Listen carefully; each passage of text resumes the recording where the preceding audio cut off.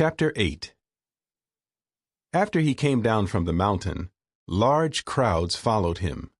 And look, a leper came up and did obeisance to him, saying, "Lord, if you just want to, you can make me clean." So stretching out his hand, he touched him, saying, "I want to. Be made clean." Immediately his leprosy was cleansed away. Then Jesus said to him, "See that you tell no one, but go, show yourself to the priest, and offer the gift that Moses appointed for a witness to them." When he entered Capernaum, an army officer came to him, pleading with him and saying, "Sir, my servant is laid up in the house with paralysis, and he is suffering terribly." He said to him, "When I get there, I will cure him." The army officer replied, "Sir, I am not worthy to have you come under my roof, but just say the word, and my servant will be healed. For I too am a man under authority, having soldiers under me.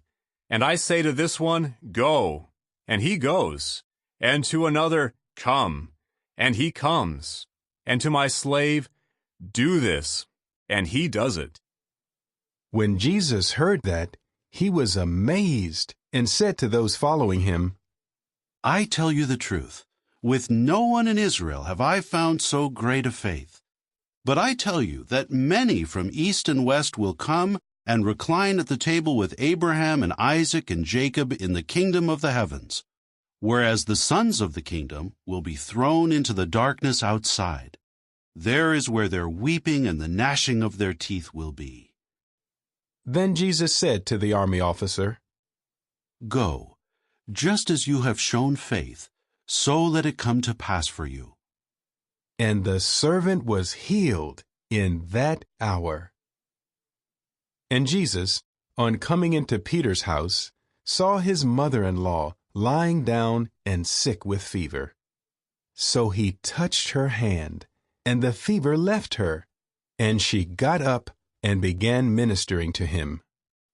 But after it became evening, people brought him many demon-possessed ones, and he expelled the spirits with a word, and he cured all who were suffering, in order to fulfill what was spoken through Isaiah the prophet, "He himself took our sicknesses and carried our diseases."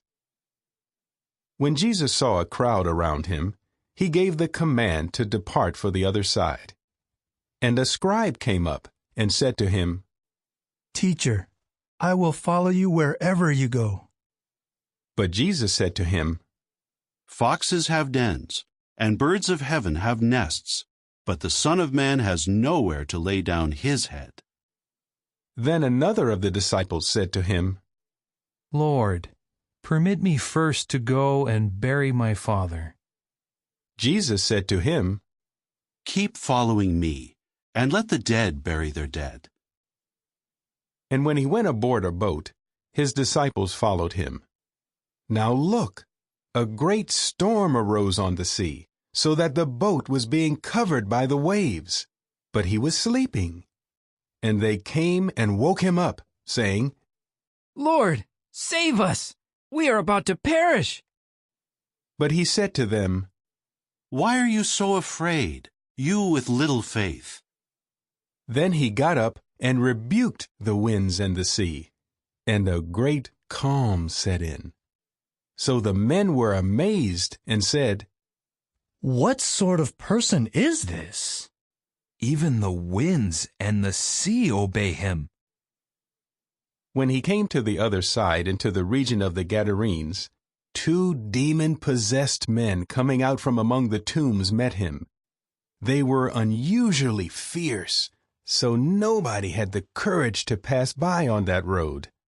And look, they screamed, saying, "What have we to do with you, Son of God?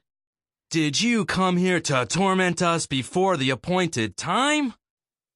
A long way off from them, a herd of many swine was feeding. So the demons began to plead with him, saying, "If you expel us, send us into the herd of swine." And he said to them, Go. With that, they came out and went off into the swine. And look, the entire herd rushed over the precipice into the sea and died in the waters.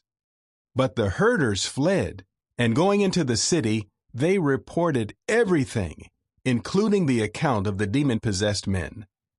And look, all the city turned out to meet Jesus, and when they saw him, they urged him to depart from their region.